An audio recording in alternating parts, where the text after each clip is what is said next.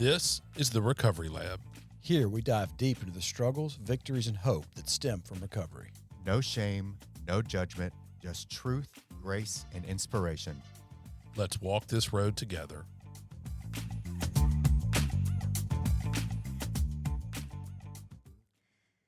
Hello, and welcome to Recovery Lab. I'm Brynn Knox. I'm Daniel Anderson. And today we have Ruth Ann Rigby. Hey, Ruth Ann. Hey, Brynn. Hey, Daniel. Hey. Studio looking really good today. This is looking much better than I saw one of the first episodes the other day. I went back to it. And Daniel, I must say, you've made some major improvements. Yeah. Just 1 degree of change Yeah. in the yeah. studio. It's come a little way. Yeah. All right. So, Ruth Ann, you've been here a few times. No, just once. Just once. Yeah, this Yep. is It's my second. second appearance. Yeah. Let's talk first. How do we know each other? You just never know how we know each other. How do we know each other, Brynn? Well, I will say Ruth Ann gets the credit for me getting into the perfect place I was supposed to get into. She was the person that my family reached out to. And what I've always wanted, what is that like on your side of things when someone calls you and they're just having such a hard time and they have no idea what to do? Like, what is When that? families reach out to me and ask for help Mm-hmm. for their loved one, Yeah. it's a process. And so my encouragement is I always try to meet one-on-one with families. And sometimes I can, sometimes I can't. It depends on where I am or if I'm traveling or whatever is going on.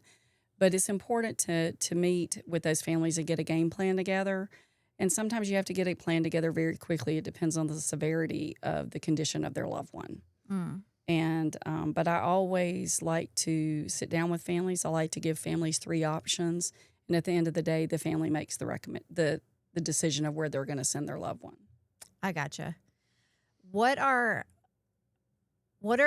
a couple of the top excuses that you get, and what are your answers for those excuses? Because I'm sure you get a lot of families that sort of don't follow through because of certain things.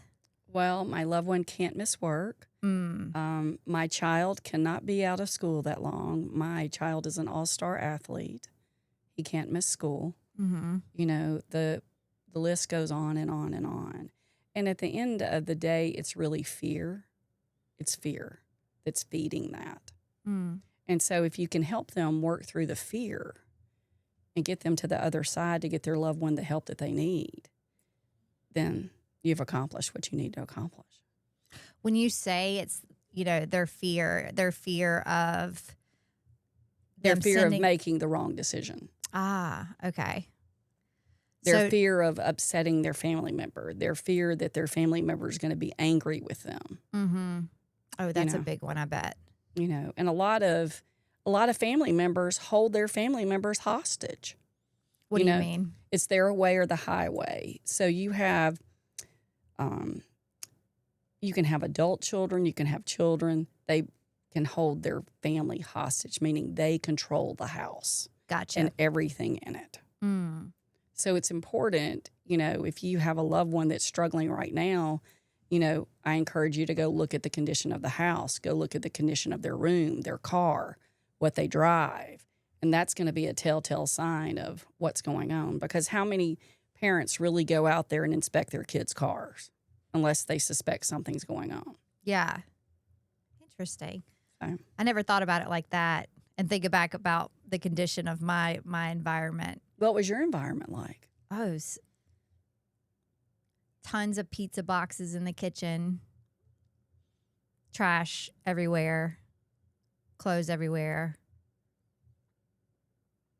Just, I don't even want to think about it. Yeah. It was bad. But look at you today. That's Yeah. the miracle. Yeah, That's the miracle. it really is such a miracle. And you've done the work to get where you are here today, hosting the Recovery Lab show. That's grace. It kind of makes me want to cry thinking about it. It makes me cry tears of joy. Yeah. That really is crazy to think about. Like how I remember the first time I saw you after I got out of treatment. I was working my first job out of treatment at that restaurant in Austin, and you were there eating with somebody. And I was like, that's the woman who saved me. And we tip big. We tip big on people we know and love. Yep. Yeah. Yeah. All right. So speaking of miracles, you just got 28 years in March. Yes. One day at a time. As an old timer told me a couple of weeks ago, I was speaking at a treatment facility's alumni weekend. And he came up to me, and God love him. I mean, he had like 50 years. Now that's some sobriety there. He says, now you just have today, Ruth Ann. I said, yes, sir, I do. And so I woke up today clean and sober, and by God's grace, I'll go to bed sober today. Yeah. So one day at a time. Thank God for old timers. Oh, I love them. I swear I they love keep us them. straight. Look, when I first got sober and I went to my very first meeting out of treatment at St. James, look, everybody in there knew my parents and all kinds of stuff. And they looked at me and they said, Ruth Ann, here's your seat right here at the front by us. So they could keep their eye on me. So it's pretty cool. It's interesting how old timers, and for anyone listening that isn't familiar, like, why are we calling these people old timers? Those are the ones who've, really been in the rooms for a while. But the more I think about it, the old time, they really are the most humble. They are. There's so many I've met that have been in there so long, and they truly have like bragging rights if they wanted them. If they wanted them, but very rarely do they They exercise don't do it. that right. Because they know better. But, times have changed too, from our humble beginnings of when the fellowship started until what we are now. And so I think it's this generation's responsibility to share experience, strength, and hope so people know that they can get into recovery and that recovery is possible. And so people talk about it in different ways today. Just think about it. I've been thinking a lot about this because it's Mother's Day weekend. My mother has been gone for probably almost 18 years. But when she died, she had 25 years of sobriety. And that 25 years of sobriety for her was the most important thing until the day she died. And I just think, like I have her big book. And I took it with me. It has the Scooby-Doo cover on it that she put on it. Because she loved Scooby-Doo. So, but, I have her book. I have my book that is out of the bindings. And I really want to have my big book rebound. And several friends we have a friend in Texas. Imagine that, Daniel, Texas. Hey. That he bounds big books. Myers? No. It's another one. And so, like, I can put a leather cover on it. I get to pick my cover, but I haven't done that yet. But I have that. I have my mother's big book. I have my big book, and then I have this beautiful collector's item from the 40s that someone gifted that to me, and so it's pretty cool to go back and read the stories from that book. Oh, I bet that is cool. I love stuff like that. Yeah. How did your mom get sober? So my mom got sober when I turned 18, and I confronted her about her behavior. And my dad and I put her in the old doctor's hospital. That's the old St. Dominic's Behavioral Health now. So, but when my mom got sober, everything changed. In what ways? Oh, everything got better because I grew up with an alcoholic parent. And, my mother did not get to enjoy some parts of my life growing up because she was an alcoholic and she was drunk a good bit of my life. And so she never saw me show horses competitively. She never got to do those things. But when my mother got sober, the gifts of sobriety just rang out loud and true for us. And she became, my best friend. And, it was probably the greatest joy for me that I could be her caregiver for her in those last years of her life. Yeah. And I wouldn't have been able to do that if I had not been sober. So she got sober when you were 18. Mhm. So when did your addiction start, and how did she She played handle so I got sober, and my sobriety date is March 1 of 97. And so my husband and I had only been married for a very short period of time, like 6 months. And I was brutally attacked at a gas station. And that's when my life forever changed. And because I grew up with an alcoholic parent, the switch flipped. The switch flipped in me. Mm-hmm. And, we did not know back then what we know today about trauma and things like that. And so I was having night terrors, headaches, you name it, I had it. And who do you go to when you don't feel well? Who do you go to? The doctor. The doctor. And so I would go to the doctor, but, they treated my symptoms. They treated my symptoms. And so within a period of 6 months, I was being treated 3 times a week with heavy medication. And then I added alcohol on top of that. Then in a period of 6 months, I was a full-fledged alcoholic, almost dead. Yeah. Weighed 90 pounds. Oof. Weighed 90 pounds. And so, but, I also had, when I got sober, when I got out of treatment, I had to make my recovery priority one, and I had to walk away from people I cared about because it had to be priority for me. And so I had to have a list of healthy people in your life and a list of toxic people in your life. And for me, I had to be around the healthy people, Yeah. or I would not have been able to stay sober. Who were the healthy people in your life then? My new extended family. Mm. I love that word extended family because they're the family of choice, Yeah. and I have a lot of family of choice. Are you still close with Oh, them today? absolutely. They're part of my support system. Yeah. They're part of my support system. So that was all happening when you were 21-ish, Oh, probably about 26-ish. 26-ish. Yeah. How did your mom respond as a sober person to your Just like a addiction? female in recovery would. I mean, she was, at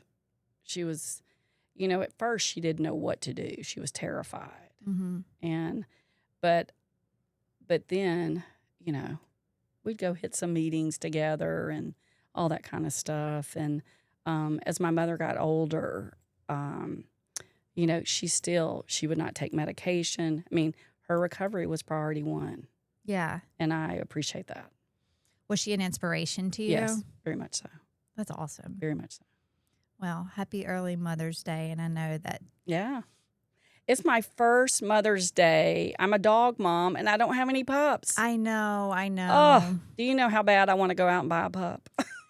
Well, I'm surprised you haven't already. I've refrained myself from buying 2. Lord I know. knows. Yeah. My husband was actually over at one of our friends' house yesterday, and God love his wife. She went out there with the puppies they're selling. Here. Stop. She says, and he immediately turned on his chainsaw so he didn't have to deal with it. So eventually we'll know when the time's right. Yeah. But and I said this to my husband literally this morning. I said, I've always had a recovery companion, Mm-hmm. which was a Cocker Spaniel for me. And sometimes I had 2, sometimes I had 3. So, and now I have 0. So it kind of messes with your serenity. I bet. Yeah, it does for me. I know it's been a struggle, and I'm sorry that you experienced that loss this year. And the loss of something you're so close to, is so a part of your just daily life. Well, for me, like, we did morning meditation together. I mean, it was just pretty cool. Yeah. So, Oh, well, you're a good dog mama. yeah, my car is named Dog Mom. Is Get it? in my car, on my screen, it says Dog Mom. All right. Well, I want to talk about, because we hung out together yesterday. We had a good old time at Topgolf. Shout out to MK. She was our server, and she was so good. I loved her. So next time I go back, I'm definitely going to request her. MK, the server that we had, not Top. inside, but outside. Right. Mhm. Oh, okay. Yeah, Okay. she was wonderful. We had so much fun at Topgolf, but we were talking about the podcast today and what we're going to talk about. And one thing that you mentioned was the canine Companion therapy that we have at companion Capstone. therapy. Yes. Tell me everything Everything as in. about Okay, all so of it. at Capstone Wellness, we are an adolescent young adult male program. We treat young men from 14 to 17 and then 18 to 28. And Dr. Adrian Hickman, who is our chief architect and founder of Capstone, has created a canine companion model where each young man that comes to Capstone gets an AKC registered Labrador Retriever puppy upon admission, or a Labradoodle if they have a young man that has allergies and things like that. And it's there. We try to have it there when they're admitted because it's an integral part of the programming that we have at Capstone. Because we work with a lot of kids that have trauma and attachment disorders. We treat a lot of kids that have sex addiction, gaming, and porn, just to name a few. But when you bond and you have an attachment with that canine companion, and they're responsible for that puppy. You know, they have puppy time 3 to 4 times a day. They're responsible for cleaning its kennels. They're responsible for it. So they're creating a unique relationship like I just talked about with my puppies. They're creating that with their own canine and that relationship with them. And so, you know, it becomes part of their life. And when they're discharged, it becomes their recovery companion. Wow. And some of the coolest stories that we hear at Capstone from the young men that have completed our program and come back for alumni reunions and things like that. But some of those pups have lasted up to being 15 and 16 years old. And they have been such a integral part of that young man's life, of where he graduated college, he got married, he had kids, and you know, and Adrian will get those calls from those young men sometimes, and they'll say, you know, he was a really good and faithful servant, you know, and that's a pretty powerful testimony to me. That's incredible. Yeah. When did they start that? Day one. Yeah. Day one. Our facility opened on 9/11/2001. Ooh. No way. Absolutely. It was our first day that we opened. Wow. And it was, you know, everybody can think of where they were when that happened, Yeah. you know. And and Adrian will tell you, he's like, oh, I may have made a bad mistake today.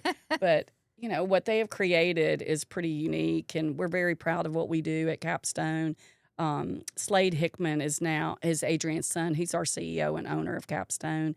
And so Adrian's able to transition, and he's finished a book that he has written that we're going to have a book launch probably in the next quarter. He's finished his book, and he's working with our families on a day-to-day basis, and he loves therapy. He loves it. He's gifted. What's his book about? It's about working with families in our Capstone model. Okay. So, and there's going to be different phases of it, I would say. I gotcha. Okay. When does that launch? I would say in the next 3rd or 4th quarter. Okay. Yep. Okay. That sounds really good. Everything about Capstone sounds really, really like just such a great, interesting place. I love that it's staying in the family, you know, with the son. What drew you to Capstone in the beginning? I met Adrian, Dr. Hickman, at a marriage and family therapy conference up in Memphis, Tennessee, probably 16 years ago. And I was just in awe. I'm a dog person anyway, and then for somebody to be able to use AKC registered Labrador Retrievers puppies in their model, I was just like, I was so intrigued. But I was really intrigued that his therapist, which are our therapist, only carry 2 clients at any given time because they're doing so much family work with the family unit, and that's important. Yeah. And so I was like, this is crazy, and because I'd never heard of that, and then we became friends, and I went up there to see it, and it was just an extraordinary facility. Now, it's come a long way since then. We've had a lot of changes. And then one day he asked me, would I ever consider coming to work for Capstone? And, you know, when my nephew was in trouble, and this is before I even went to work there, I called him and I said, my nephew's in trouble. And I have north, south, east, and west nephews. Mm-hmm. Excuse me. Ooh. And he ran point on it. And that's what I needed. Mm. And so, you know, that touched my heart. Yeah, absolutely. Yeah. So, do you ever get guys that show up there that have like a huge fear of dogs? Or Yes. everyone? We have some kids that will come to us and they don't even want the dog. I mean, their parents don't want them to have it. I'm sorry, Daniel. Good. And probably once or twice a year this will happen. And then they will be responsible for the dog and everything. And then we have a list of people that would want a dog. Ah. And so just in case that happens, it doesn't happen a whole lot. Mm-hmm. Like I can count, as long as I've been at Capstone, it's only happened like twice. Yeah. So So- for the most part. So are their dogs just peeing everywhere? Because these boys just don't know how to take care of No, something? we have state-of-the-art kennels at Capstone. I bet. So they're state-of-the-art, and we've got probably 45 kennels, I think, now. That's awesome. Yeah. That's a big responsibility. So It's for a them to take that on and take care of something other than But we You also know. have a canine coordinator. mm-hmm. I mean, we have full staff down there and that help.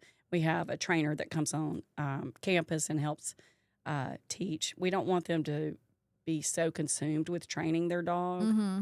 because it'll take away from the other things. Right. That's so cool. I wanted to ask, you mentioned about the gaming addiction Yes. and the porn addiction, and you get a lot of clients struggling with that.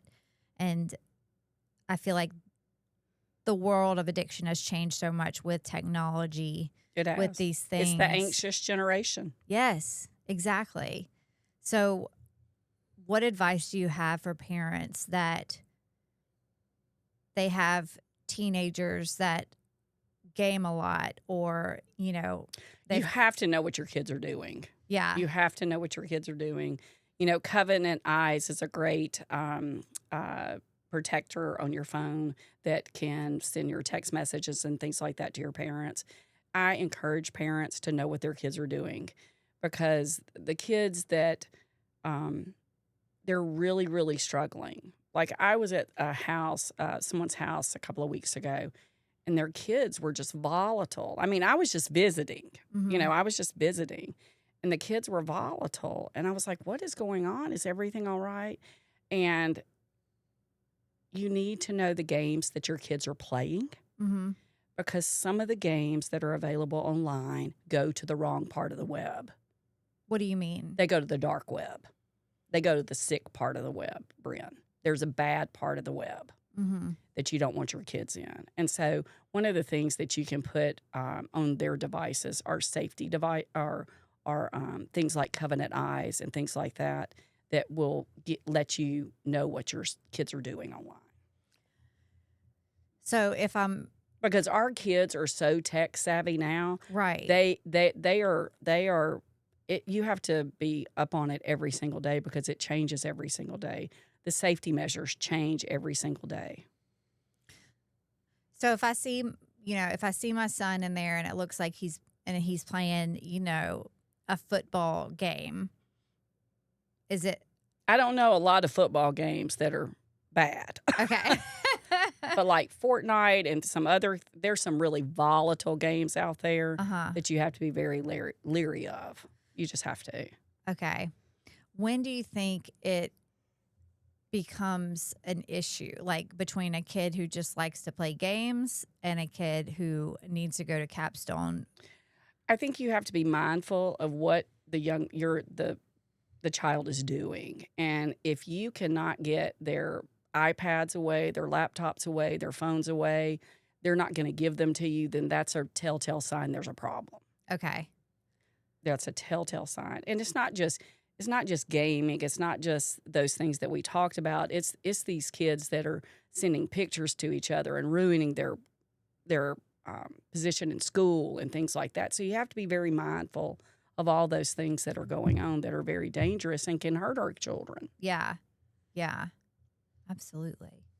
And so Capstone gets a lot of kids that more so struggle with that kind of stuff than. Well, we're one of the few facilities in the country that can treat it in adolescence. So we're one of the few. Yeah. So is it more difficult to treat an adolescent than it is an adult? It depends. Because you have some adults that are just as bad as adolescents. Girl. And that are just like adolescents. Say it louder for the people in the back. back. I speak the truth, don't I, Daniel? Yeah. That's so true. You know, I mean, you can get a 30-year-old adult that acts like a 15-year-old adolescent. Quit talking about me. Oh. It's a real low blow. Oh my gosh. Well, I mean, that's a crazy question. I mean, because it can go either way. I know. It can go either way. Yeah, that's a good point. You know. Are there a lot of 14 to 17-year-olds coming in struggling with drug addiction? Yes. One of the main excuses I remember hearing a lot from younger people is that they're too young to get sober. What's your best advice for anyone who thinks that? Or what do you tell them? I encourage them to give it a try. Yeah. I encourage them to give it a try. You know, that's the thing. You know, because there is a different way of life. Yeah. But, you know, not all the young people that come to Capstone have a substance use disorder either. You know, because we treat kids that struggle with anxiety, depression, you know, and other mental health challenges. I didn't know that. They don't have to have a primary diagnosis of substance abuse to come to us. Okay. So are they in the same program as someone who does struggle with that stuff? Yes, they're just in a different track. Okay. How long is the typical stay? It's 90 to 96 days. It depends on when they come in. And then about halfway through the treatment process, their family, the parents will come up for a week-long family workshop. Week long. That's nice. Yeah. Do a lot of families come? Yes. It's so important. It's not optional. It's part of it. Good. I mean, because you have to help the whole family heal. And in order for the whole family to heal, you have to be present. Right. You know, and sometimes at the end of family week, when we're working with our families, you know, we have to access care for them, depending on what has come out during family week. And we may have to put one of those parents in treatment. Oof. You know. Plot twist. Oof. Plot twist. Tune in tomorrow. Oh, I bet that's intense, though. Well, but again, we're helping the whole family heal, Exactly. and we have to go to any length to do that. Yeah. You know. What does the aftercare program situation like with someone that goes to Capstone? So one of the things that we did last fall is we opened up our Traction program, which is an extended care. We had a lot of parents ask us to create our own extended care, which means they can go into that program and they can stay into it up to a year if they would like. Mm-hmm. And it's like extended care, like what you and I know what extended care is. Right. But sometimes we refer them to another level of care if they need it, or we refer them back to their therapist that referred them to us, and they do intensive outpatient. It just depends on the situation and what's going on. Okay. So I know that you travel a lot. You're always somewhere all the time. Why does she think that, Daniel?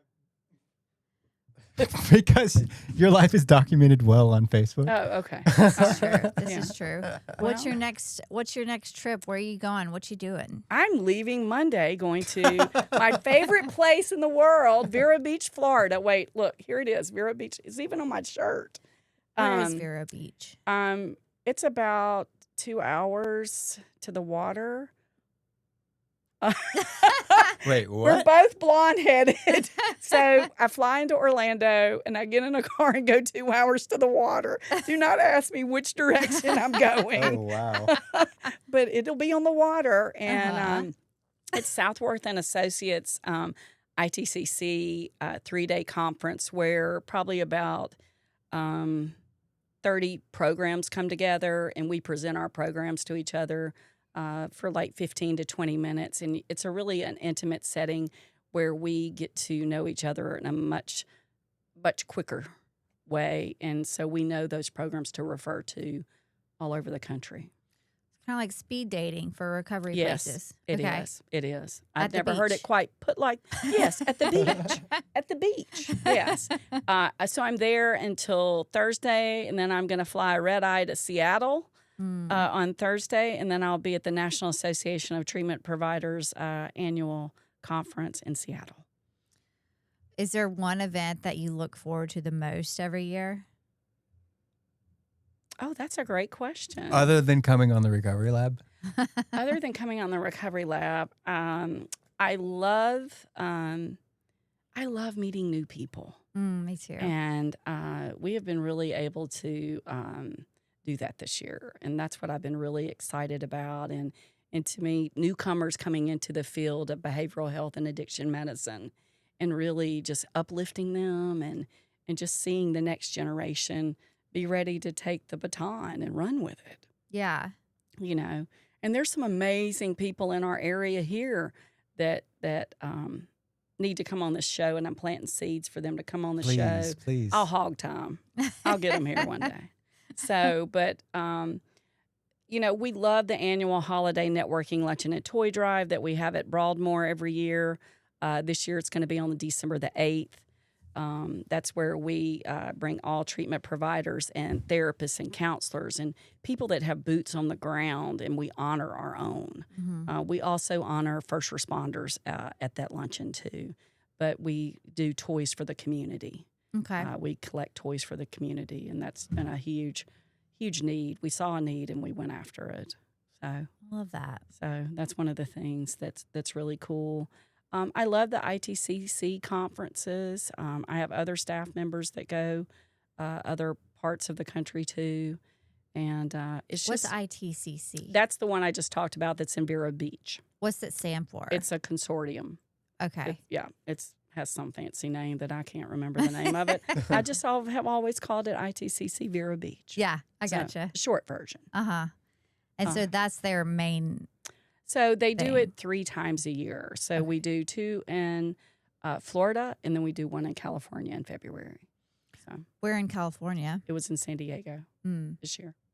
What do you love so much about Vero Beach? The water.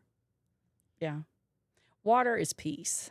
And I love the mountains are healing for me. Like if you ask me where is my favorite place to go in the world, even with all the travels that I do, it will be Utah because I love the mountains. You know, I don't like to do a whole lot in the mountains because I'll always have something happen to me in the mountains.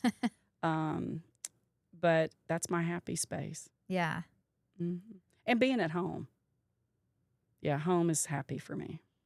Do you think you'll ever move to the mountains? No. Why? I've never thought about it. I've never thought about living in the mountains. Isn't it weird how we can describe a place as like our happy place and where we find peace, but We've never thought about living there. yeah.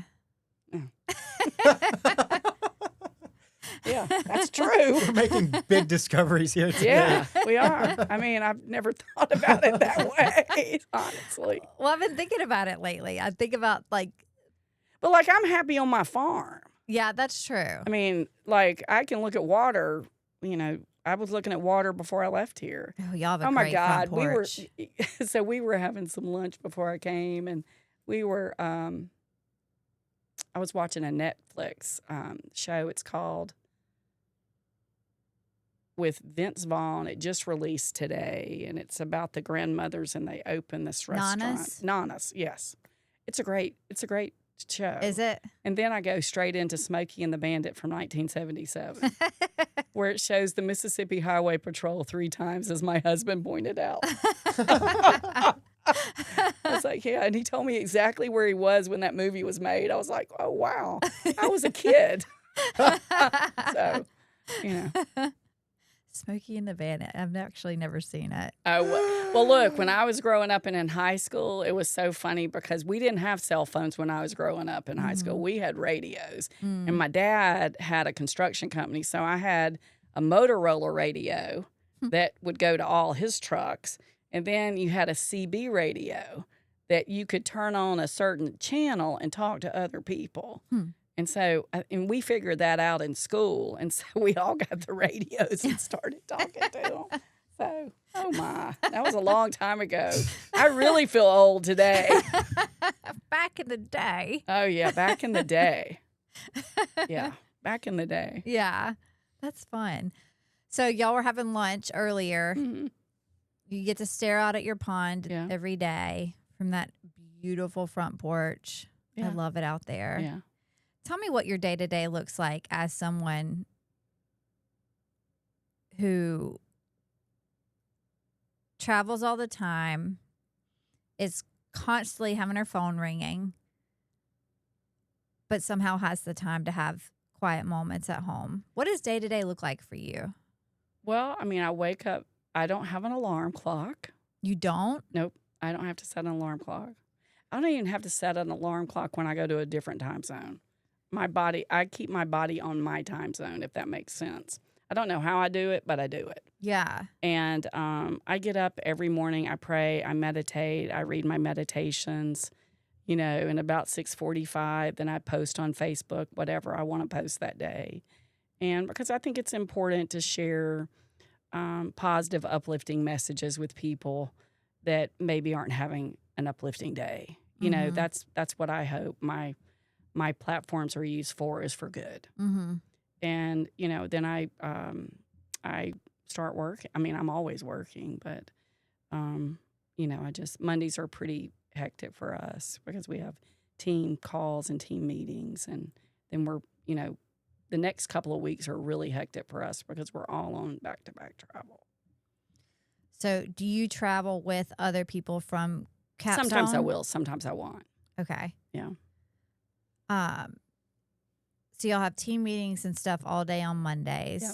What about the rest of your week if you're not traveling? So I will work out of the Center for Hope and Healing at Broadmoor Baptist Church that's located on Key Drive. We have about 15 counselors that work out of there, and it just gives me a space. I'm one of those people, I like to go to an office and sit and work, and sometimes I do it better there than anywhere because it's peaceful. Yeah.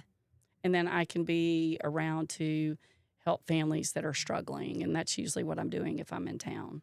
Okay. Yeah. And they can come and meet me there or wherever I need to go. Yeah. Tell me more about the Center for Hope and Healing. That's our counseling center. That's an extension of Broadmoor Baptist Church, and it's located at 212 Key Drive. And those are providers there. I mean, they're therapists. We have therapists there that work with people in our community, people that are church members. We have a sliding scale. Some of our providers take insurance. That's under the direction of Dr. Preston Crow. Dr. Preston Crow, you said? Cool. And so that's at Broadmoor. It's actually off-site at Broadmoor on Key Drive. Okay. I mean, you can look from the building and see the church. I gotcha. So, well, that's a nice place to have an office then. So, yeah, I can go and share space. Yeah. That's the words now, Daniel. Share space. I love it. All right. Well, we got about 10 minutes left.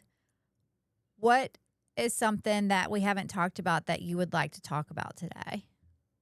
I would like to talk about hope, and that if there's anybody struggling out there, I want them to know that they have hope and that there's always resources for them to get the help that they need no matter what. I want people to be able to always access the care and the people that they need.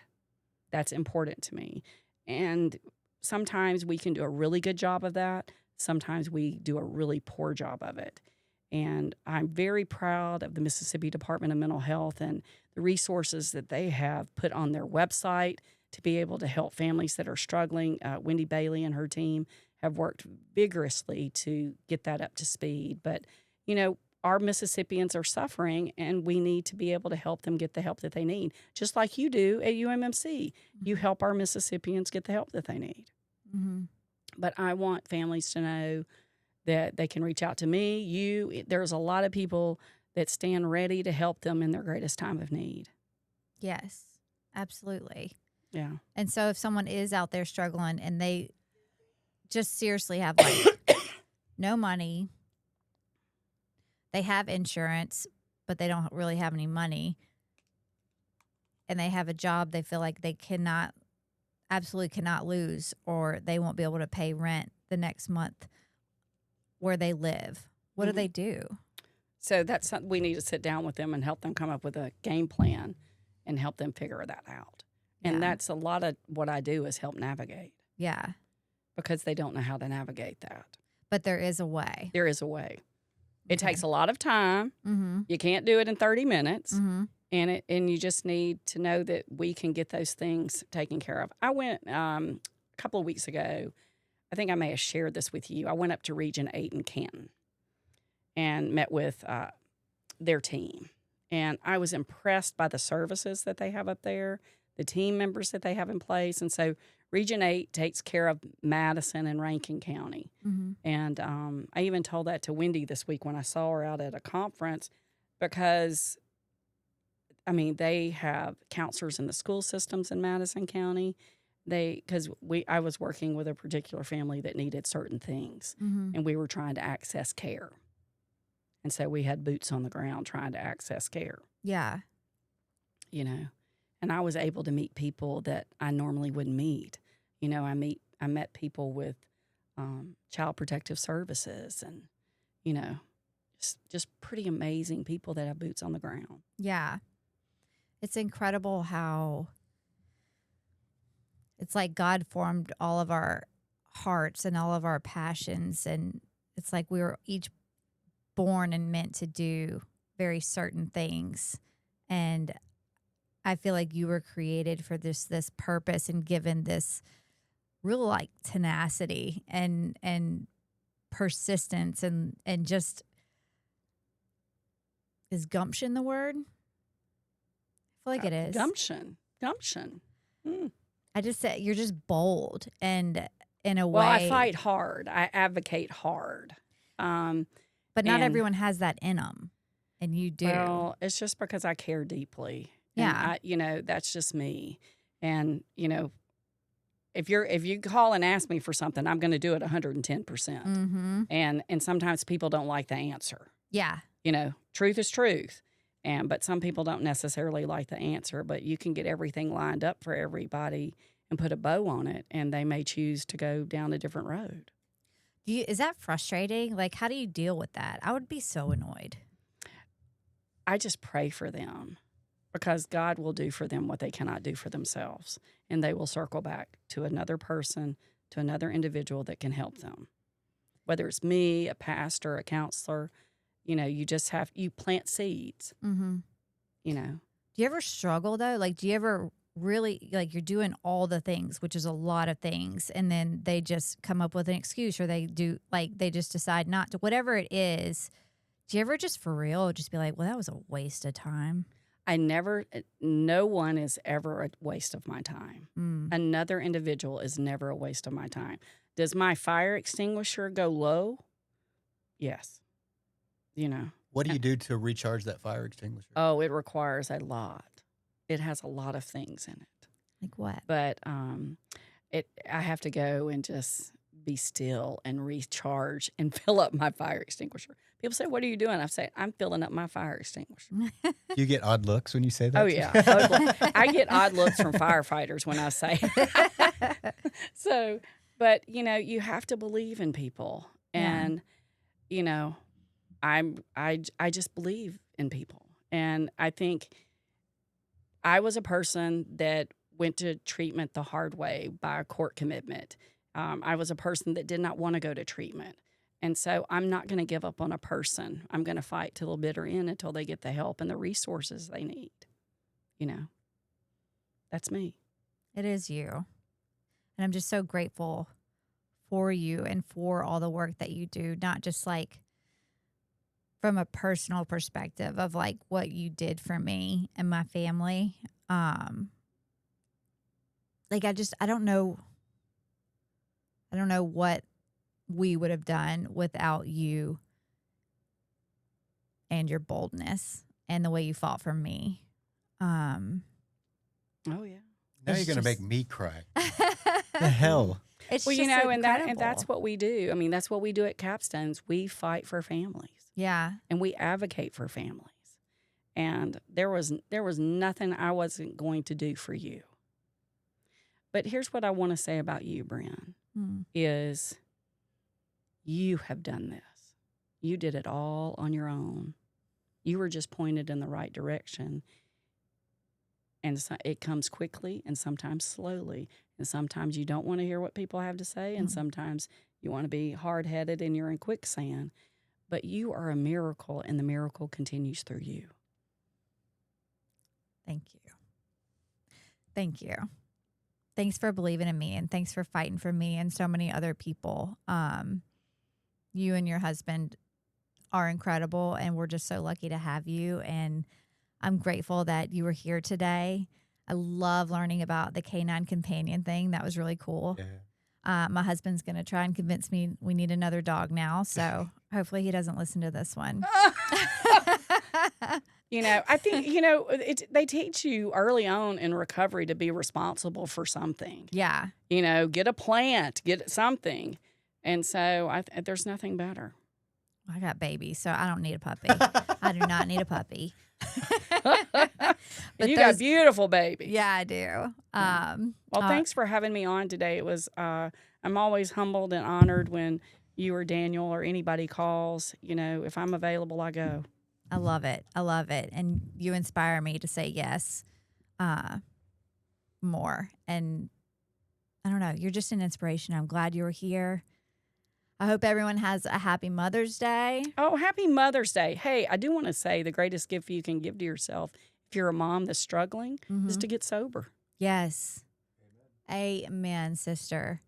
I can't wait to spend the rest of Mother's Day with my kids and just being present with them. And it truly is, it's just the best. I love it so much. All right, guys. Well, until next week, we'll see you later. We'll see you. Bye. David Suck will be back with us next week. Don't miss it. Vacation King. That's right. Bye, ladies and gentlemen.